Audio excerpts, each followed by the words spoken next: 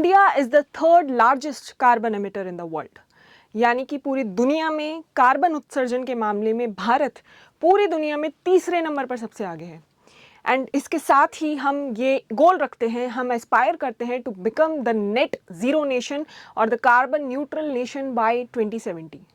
Hello aspirants, my name is Palak Sharma. I am your faculty and mentor at Center for Ambition, and I welcome you all again to another video from Center for Ambition. आज के इस video में हम बात करने वाले हैं एक बहुत ही इम्पॉर्टेंट टॉपिक की, वो टॉपिक जो इंडिया को 2070 तक एक कार्बन न्यूट्रल या नेट ज़ीरो नेशन बनने के लिए हेल्प कर सकता है। आज के हमारे टॉपिक का नाम है CCUS, carbon capture, utilization and storage. तो क्या है कार्बन यूटिलाइजेशन का, क्या है कार्बन कैप्चर, कैसे इसको स्टोर करना है, सब के बारे में हम इस वीडियो में बात करेंगे। पूरी टेक्नोलॉजी के बारे में बात करेंगे, व्हाई इज़ इट सिग्निफिकेंट, क्यों हमें ज़रूरी है, उसके बारे में भी हम बात करेंगे। इस साल के बजट 2026-27 में लगभग 20,000 करोड़ का बजट एलोकेट किया गया है फॉर CCUS अलोन। तो एक्चुअली में ये है कि क्यों इतना इंपॉर्टेंट है, इन सब के बारे में हम बात आज के इस वीडियो में करने वाले हैं। उससे पहले let's come back to our goal of being a net zero nation by 2070। तो पूरी दुनिया में फ़िलहाल जो आपका क्लाइमेट चेंज है, ग्लोबल वार्मिंग गैसेस हैं, ये सब बहुत चर्चा में रहती हैं। Being aspirants of UPSC exam, आपके भी एनवायरनमेंट के पोर्शन में, साइंस एंड टेक के पोर्शन में भी आपने ये सब चीज़ें बहुत बार सुनी होंगी और पढ़ी होंगी, राइट? तो you know about UNFCCC, you know about various COPs taking place. उसी तरह से एक COP26 में ग्लासगो में 2021 में इंडिया ने अपनी तरफ से कुछ कमिटमेंट्स दिए थे, इंडिया ने अपनी तरफ से कुछ प्रॉमिसेस दिए थे कि हम ये कुछ स्टेप्स उठाने वाले हैं फॉर कार्बन चेंज। तो UNFCCC के COP26 में हमने ये प्रॉमिसेस दिए हैं, 5 प्रॉमिसेस हमने दिए हैं जिनका नाम है पंचामृत, क्योंकि हमने 5 गोल्स, कमिटमेंट्स अपनी तरफ से दिए हैं। These are called as panchamrit. तो सबसे पहले आपको ये पंचामृत पता होने चाहिए, and then we will see कैसे CCUS इन पंचामृत को अचीव करने में हमारी हेल्प कर सकते हैं।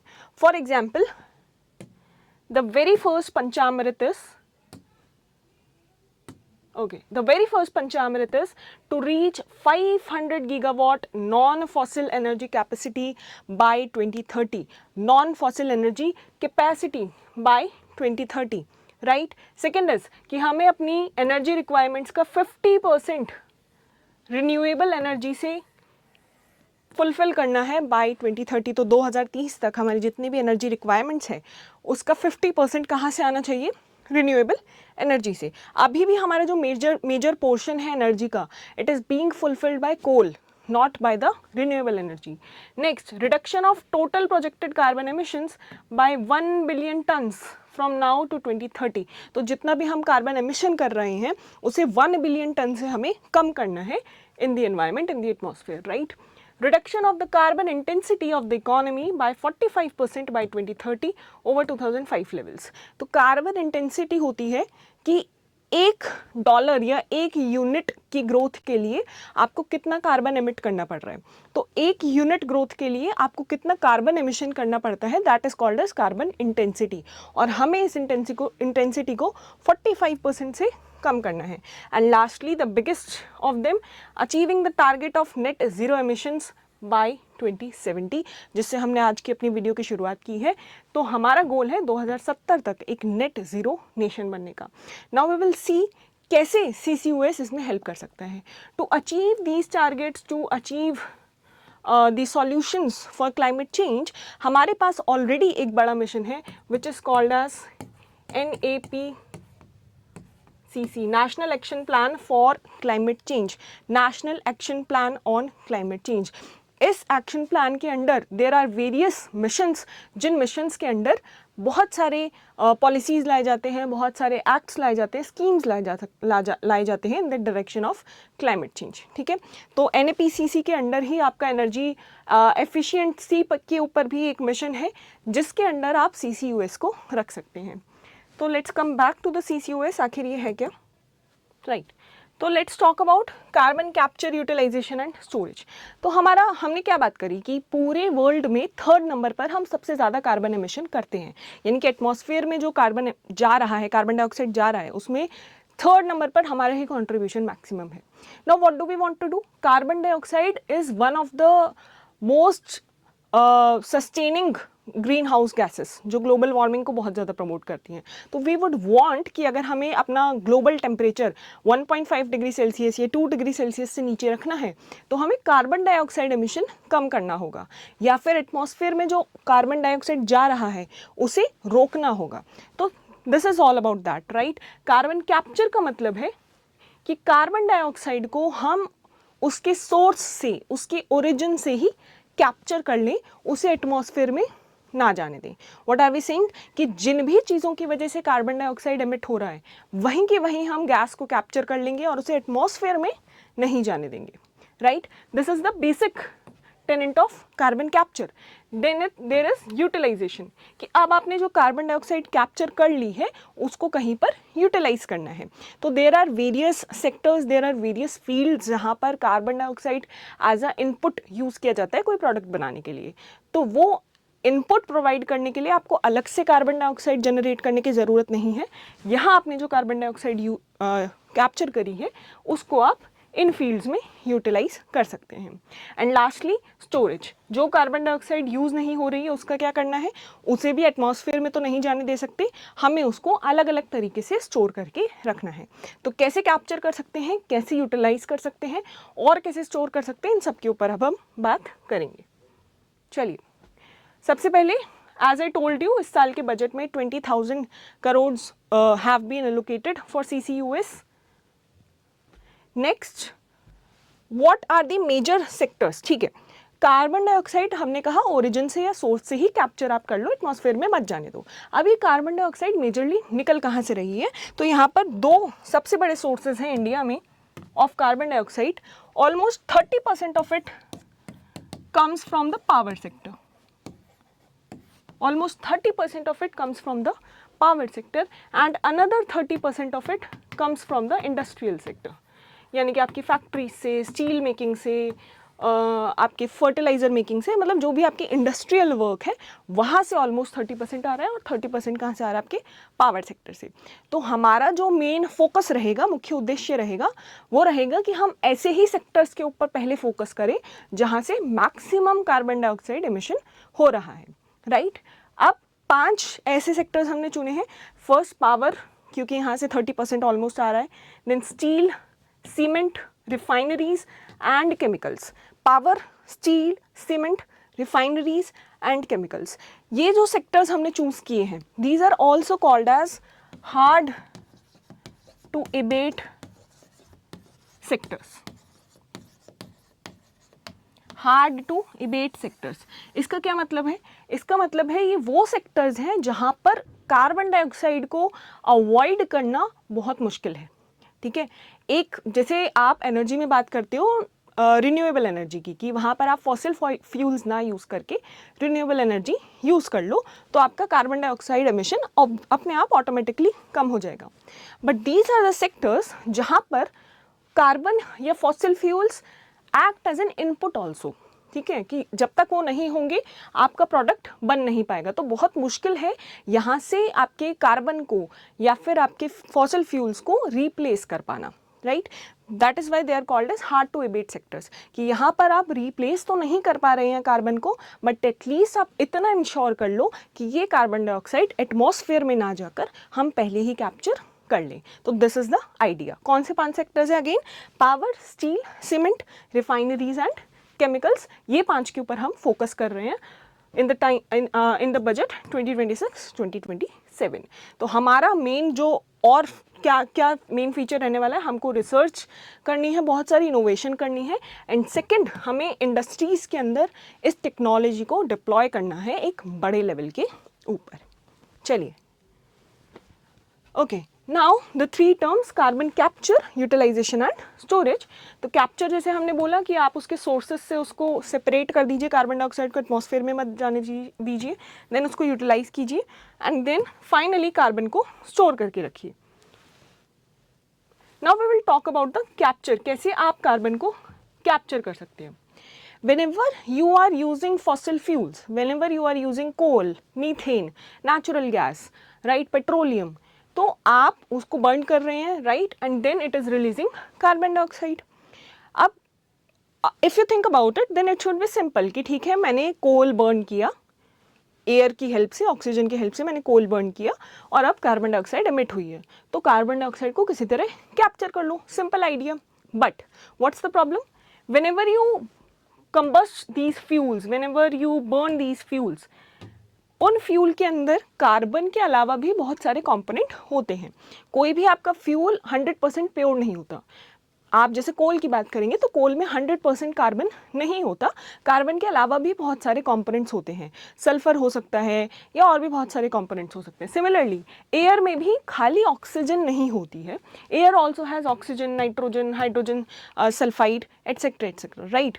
तो जब भी आप इसको कंबस्ट कर रहे हैं तो आपका रिजल्ट खाली कार्बन डाइऑक्साइड नहीं है, आपको कार्बन डाइऑक्साइड के साथ कई तरह की और गैसेस भी मिलती है. For example you are getting sulphur dioxide, you are getting various types of nitrogen oxides, right, NOx हम जिसको कहते हैं. तो आपको जो गैस मिलती है, जो रिजल्ट मिलता है, it is a mixture of various gases. इस मिक्सचर को हम क्या कहते हैं? Flue gas. क्या कहते हैं? Flue gas, right. अब separating, now our goal is to not let the carbon dioxide reach the atmosphere. तो हमें क्या करना है? हमें इस कार्बन डाइऑक्साइड को सेपरेट करना है. We need this CO2, this pure CO2, जिसे हमें एटमॉस्फेयर में नहीं जाने देना है. Now what can we do? एक सॉल्यूशन हो सकता है कि ये जो फ्लू गैस बनी है, यहाँ से मैं अपने कार्बन डाइऑक्साइड को किसी तरह से सेपरेट कर लूँ. फ्लू गैस में बहुत सारी गैसेस हैं, मैं कुछ टेक्नोलॉजी का यूज़ करके यहाँ से कार्बन डाइऑक्साइड को सेपरेट कर लूँ. One way can be this. हमारा अल्टीमेट गोल है कि जो भी आपकी रिजल्टेंट गैस निकल कर आ रही है उसमें मैक्सिमम पोर्शन कार्बन डाइऑक्साइड का होना चाहिए. किसी भी तरह से आपको हाई सैचुरेशन वाला कार्बन डाइऑक्साइड गैस चाहिए ताकि वो आप एटमॉस्फेयर में जाने से रोक सके. तो फर्स्ट सॉल्यूशन कुड बी कि मैं इस फ्लू गैस में से कार्बन डाइऑक्साइड सेपरेट कर लूँ. अनदर सॉल्यूशन कुड बी कि ये जो मेरा फ्यूल है जहाँ पर बहुत सारी इम्प्योरिटीज़ हैं, मैं किसी तरह से इसे प्योर कर लूँ, राइट. यहाँ से इम्प्योरिटीज़ हटाकर मैं कोशिश करूँ कि मुझे pure carbon and then pure carbon dioxide मिल सके, राइट. अनदर कैन बी कि एयर में से मैं अपने बाकी की गैसेस को सेपरेट कर लूँ, प्योर ऑक्सीजन की हेल्प से मैं कंबशन कर सकूँ. तो बेस्ड ऑन कि आप कहाँ पर अपना कार्बन डाइऑक्साइड सेपरेट करना चाहते हो, you can do it at this stage, eight this stage और एट दिस स्टेज. हमारे पास 3 मेजर तरह के कार्बन कैप्चर टेक्नोलॉजीज़ हैं. 3 मेजर तरह के कार्बन कैप्चर टेक्नोलॉजीज़ हैं. आपका मुख्य गोल क्या है? आपका मेन फोकस क्या है? मुझे प्योर कार्बन डाइऑक्साइड सेपरेट करनी है. Now I can separate it at the fuel level, at the air level और at the flue gas level. आप कैसे कर सकते हैं? This is our goal. We need to separate pure CO2. First can be at the fuel level, यानी कि यहीं पर मैं कोशिश करूंगी कि मैं जो बर्न कर रही हूँ, जो कंबस्ट कर रही हूँ, it has major portion of carbon only, ताकि इसका रिजल्ट भी कार्बन डाइऑक्साइड निकल कर आए. ठीक है, तो वो मैं कैसे कर सकती हूँ? नाउ देयर आर 2 एग्जाम्पल्स और 2 main technologies that we use. आपको इनका नाम पता होना चाहिए, आपको ये पता होना चाहिए किससे रिलेटेड है. तो मैं जब भी इन टेक्नोलॉजीज़ का नाम लूँ, यू मस्ट नो कि ठीक है ये कार्बन कैप्चर से रिलेटेड है और कार्बन कैप्चर में भी ये प्री कंबशन स्टेज पर रिलेटेड है. It is eight which stage?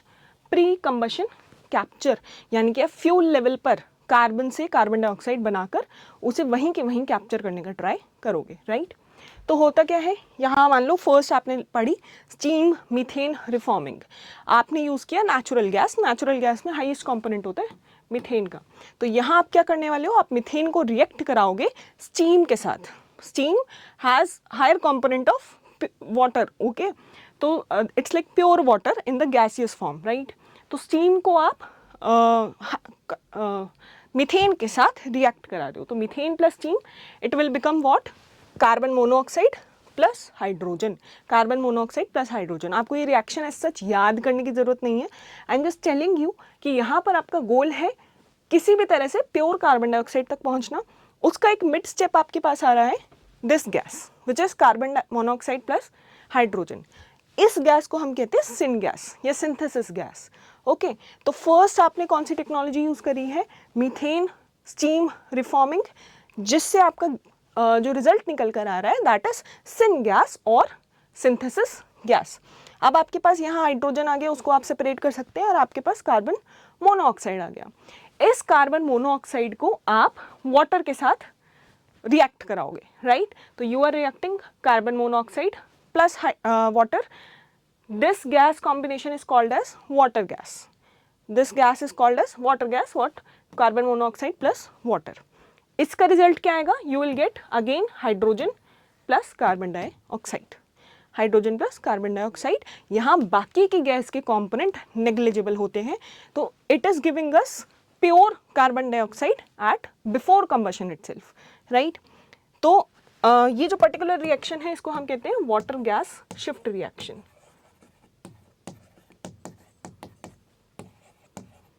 Water gas shift reaction. तो फर्स्ट स्टेप आपका क्या था? आपने नेचुरल गैस ली, उसको आपने स्टीम के साथ रिएक्ट कराया और आपके पास कार्बन मोनोऑक्साइड निकल गया.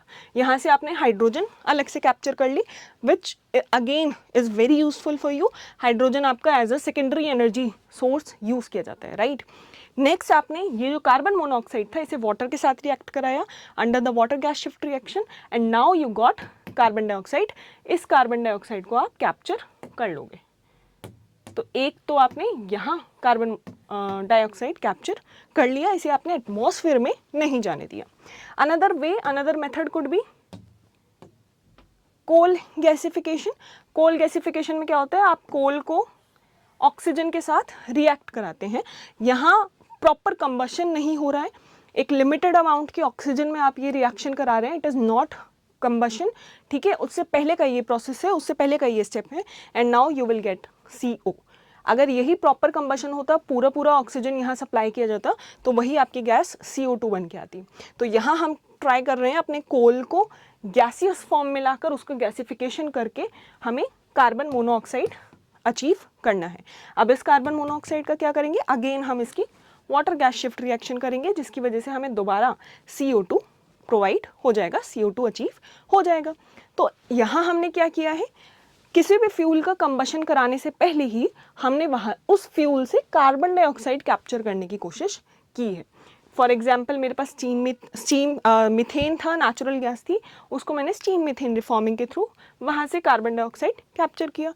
मेरे पास कोल था, तो कोल की गैसिफिकेशन के थ्रू मैंने कार्बन डाइऑक्साइड कैप्चर किया. तो यू मस्ट नो कि पहला आपका तरीका है कैप्चरिंग का प्री कंबशन कैप्चर, जिसके वेरियस एग्जाम्पल्स हो सकते हैं स्टीम मीथेन रिफॉर्मिंग या फिर कोल गैसिफिकेशन. और यहाँ पर एक बहुत इंपॉर्टेंट स्टेप आपका निकल कर आता है वाटर गैस शिफ्ट रिएक्शन, जिसकी मदद से आप कार्बन मोनोऑक्साइड को कार्बन डाइऑक्साइड के अंदर कन्वर्ट कर सकते हैं. और इन रिएक्शंस में आपको हाइड्रोजन भी मिल जाता है, which is again a secondary source of energy. तो पहला तरीका था pre combustion capture, right?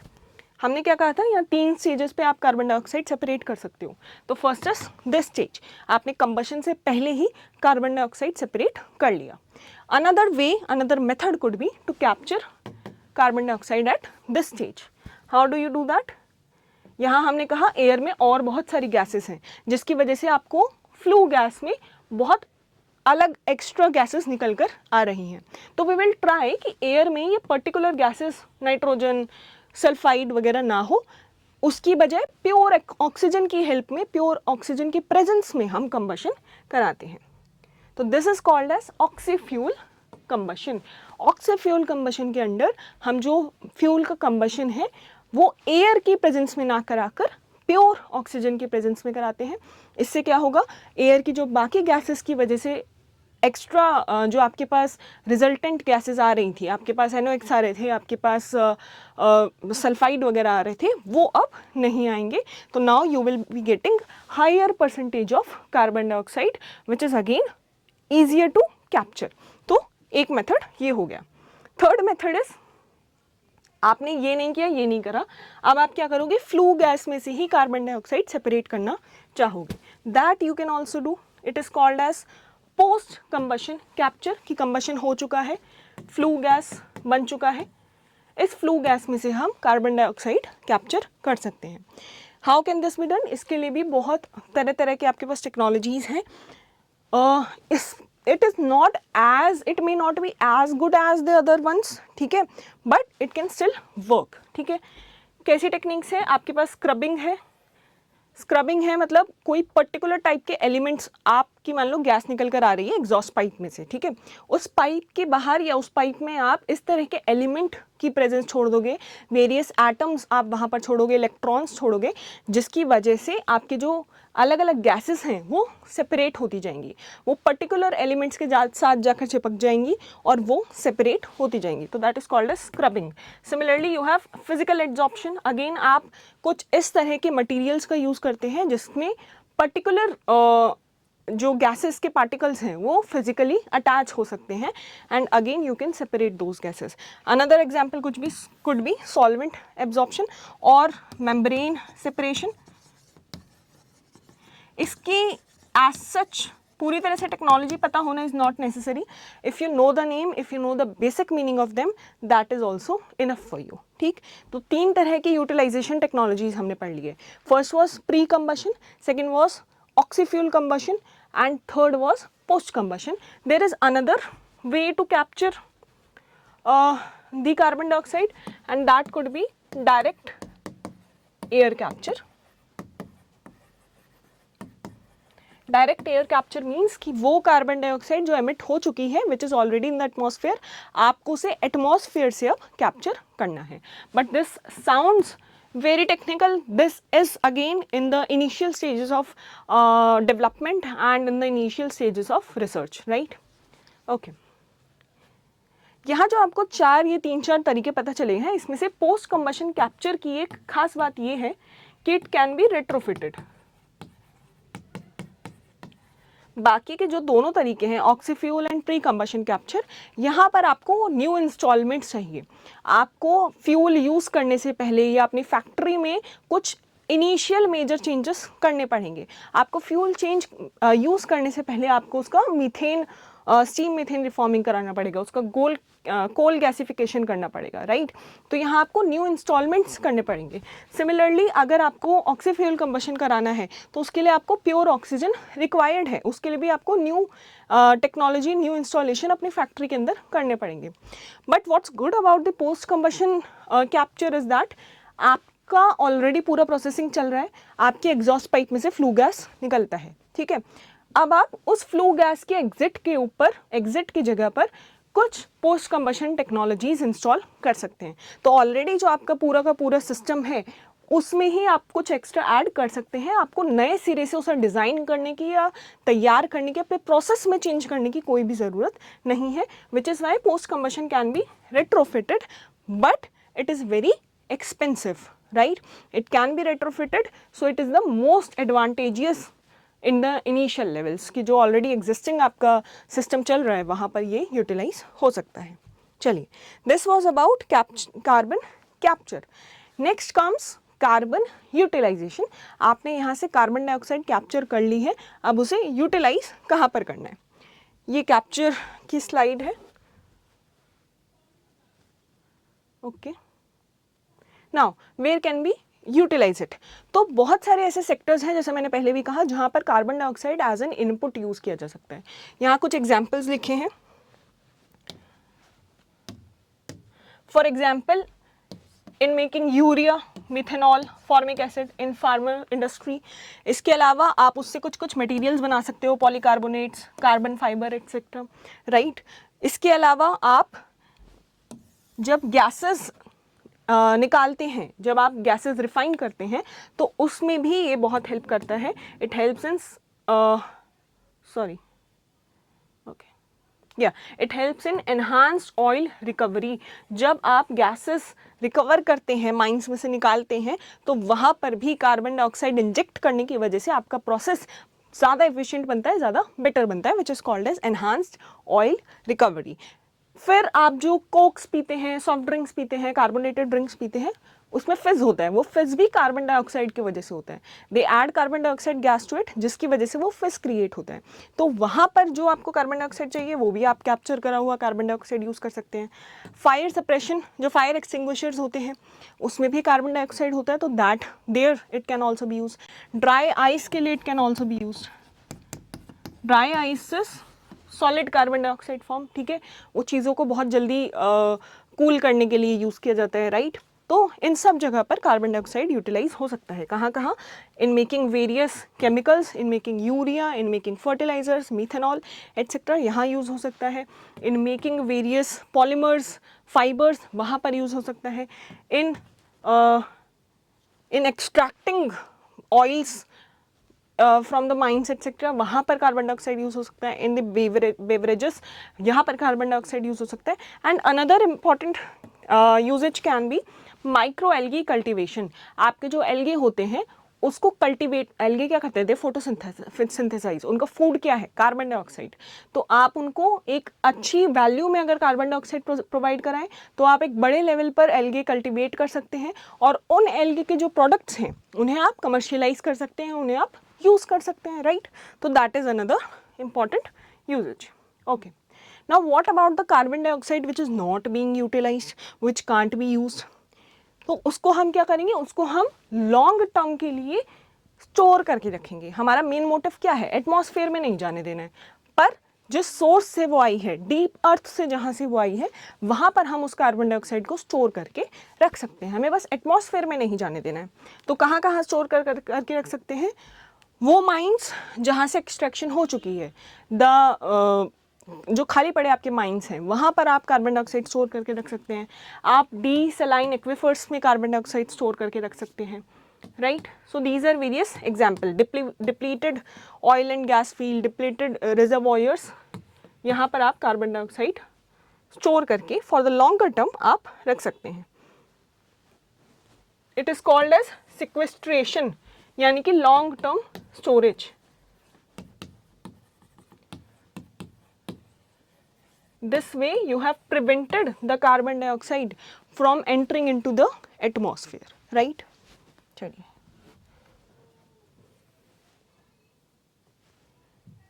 okay. Now how can this be achieved? Financially आपको 20,000 करोड़ का बजट इस साल दिया गया है। It is being used by viability gap funding, ठीक है। This you must read in the economy. Then viability gap funding to offset capital cost. R&D में गवर्नमेंट आपकी हेल्प कर रही है। DST ने कई सारे सेंटर्स ऑफ एक्सीलेंस बनाए हैं, for example at IIT Bombay and at GNCESR। फिर ग्लोबल कोलैबोरेशन आप कर रहे हैं। तो बहुत सारे स्टेप्स लिए जा रहे हैं, not just in the terms of money का हेल्प आप VGF में कर रहे हैं। इसके अलावा बहुत सारे सेंटर्स बन रहे हैं for research and development. Industries के अंदर इसको प्रमोट किया जा रहा है, राइट, ठीक है। Okay. Now the things to remember. Let's recall the whole class. सबसे पहला आपको क्या पता होना चाहिए? You must know our 5 goals or our Panchamrits. Where were they taken? At the Glasgow COP26 of UNFCCC in 2021, right? Next, you must know what does CCUS mean. इसमें 3 चीजें हैं, carbon capture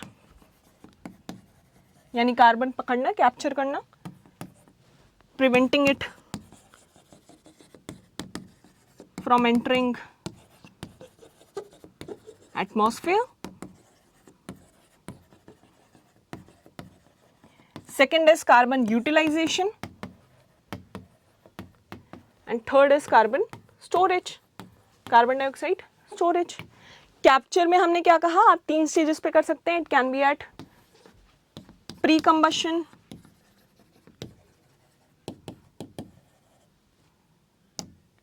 okay let me write it with yellow, post combustion, as well as during combustion ठीक है। Pre combustion में हमने दो examples पढ़े technologies के, steam methane reforming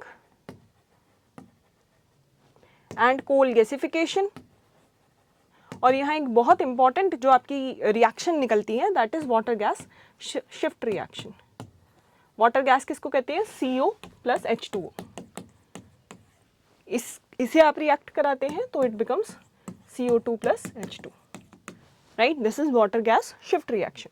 then post combustion में हमने क्या कहा कि आप सॉल्वेंट एब्जॉर्प्शन भी कर सकते हैं, आप एड्जॉर्प्शन भी कर सकते हैं, आप मेम्ब्रेन की यूज से हेल्प से भी कर सकते हैं, आप स्क्रबिंग कर सकते हैं, etcetera etcetera. Then last is combustion stage that is oxyfuel combustion, कि आप प्योर ऑक्सीजन की हेल्प में कंबस्ट कराएंगे जिसकी वजह से आपका जो रिजल्टेंट गैस होगा that will have higher component of pure CO2, ठीक है। एक लास्ट जो आपका बचा था that is direct air capture, but it is in the initial stages of development, right. इनमें से रेट्रोफिट कौन सा हो सकता है? Post combustion. Next is utilisation. Utilisation में हमने क्या कहा? बेवरेजेस में यूज़ हो सकता है, कई केमिकल्स बनाने में यूज़ हो सकता है, इसके अलावा पॉलीमर्स फाइबर्स बनाने में यूज़ हो सकता है, और एल्गी कल्टीवेट करने में यूज़ हो सकता है। There can be various other uses as well, but you must know a few important ones at least. Last storage आप रिजर्वॉयर्स में कर सकते हैं, इसके अलावा आप डीप माइंस में कर सकते हैं, लैंड में कर सकते हैं, आप एक्वीफर्स में कर सकते हैं, etcetera etcetera, right. So this is all about CCUS। शुरू में हमने बात करी थी we will look at how it can help in achieving the पंचामृत्स। So let's talk about that. Sorry, okay. So first हमें एनर्जी अपने जो नॉन फॉसिल एनर्जी कैपेसिटी है उसे 2030 तक 500 गीगावाट पहुंचाना है। आपने देखा होगा जब हमने अपना वाटर गैस शिफ्ट रिएक्शन करा या जब हमने स्टीम मीथेन रिफॉर्मिंग करा तो वहाँ पर हाइड्रोजन निकल कर आ रही थी। Again hydrogen here becomes a source of renewable energy, right. Although it is a secondary source but it becomes, right. ये हमें ग्रीन एनर्जी में बहुत हेल्प करता है। आप जब CCUS के थ्रू हाइड्रोजन बना रहे हैं तो it is called as blue hydrogen. Why blue hydrogen? कि यहाँ पर हाइड्रोजन बन तो कार्बन या फॉसिल फ्यूल से रही है, इनिशियल स्टेज फॉसिल फ्यूल्स हैं, कार्बन है, बट आप उस कार्बन को एनवायरमेंट में नहीं जाने दे रहे हो, आप उसे कैप्चर करते हो, तो in that case the hydrogen becomes blue hydrogen, right. Next हमें अपनी रिक्वायरमेंट्स रिन्यूएबल से अचीव करनी है, आप हाइड्रोजन बना रहे हो तो दैट माइट हेल्प देयर। हमें कार्बन एमिशंस कम करने हैं, जब हम कार्बन को एमिट नहीं होने देंगे, एटमॉस्फेयर में नहीं जाने देंगे, तो it will directly help us in achieving this third goal. Intensity कम करनी है, अगेन हम कार्बन डाइऑक्साइड को एमिट नहीं होने दे रहे हैं तो हमारी इंटेंसिटी कम होगी। इसके अलावा हम उन इंडस्ट्रीज में जहां carbon dioxide as a input use होता है उसके लिए हम नई कार्बन डाइऑक्साइड नहीं बना रहे हैं, ऑलरेडी एग्जिस्टिंग ही यूज कर रहे हैं, तो अगेन हमारी इंटेंसिटी जो होगी कार्बन डाइऑक्साइड की वो कम हो जाएगी। And lastly it will eventually help us in being the net zero nation by 2070। I hope आपको ये टॉपिक समझ में आया हो। इस टॉपिक से रिलेटेड जो क्विज़ है वो आपके येस मेंटोर ऐप के ऊपर या येस मेंटोर वेब पेज आप यूज़ कर सकते हैं, उन दोनों पर अवेलेबल है, तो प्लीज़ जाइएगा। ये आर्टिकल जो है वो भी, इससे रिलेटेड जो आर्टिकल है वो भी आपका येस मेंटोर पर भी अवेलेबल है। इसके अलावा आपके टेलीग्राम ग्रुप पर, हमारा जो टेलीग्राम चैनल है वहाँ पर भी आपको ये आर्टिकल मिल जाएगा। ये PPT भी मैं आज वहाँ पर शेयर कर दूँगी, तो you can check that out on our telegram channel as well. So I hope आपको ये टॉपिक समझ में आया हो। इसके क्वेश्चंस प्लीज़ ज़रूर अटेम्प्ट कीजिएगा। It is a very important topic for your prelims as well as for your mains. Mains में आपके GS3 में ये बहुत इंपॉर्टेंट हो जाता है एनवायरनमेंट के टॉपिक के लिए, और प्रीलिम्स में भी कार्बन कैप्चर यूटिलाइजेशन स्टोरेज पे पहले भी क्वेश्चंस आए हुए हैं and there can be more questions as well, क्योंकि इस साल स्कीम में भी इसको बजट एलोकेशन हुआ है, तो it again becomes very important. कितना बजट मिला है, ये सब फैक्ट्स आपके PCS के लिए भी बहुत इंपॉर्टेंट हो जाते हैं। तो आई होप आपको टॉपिक समझ में आया हो। हम फिर मिलेंगे किसी और टॉपिक के साथ, और तब तक के लिए आप पढ़ते रहिए। एग्ज़ाम बहुत नज़दीक है तो अपना हौसला मत खोइएगा, पढ़ते रहिएगा। All the very best, stay happy, stay healthy, bye bye.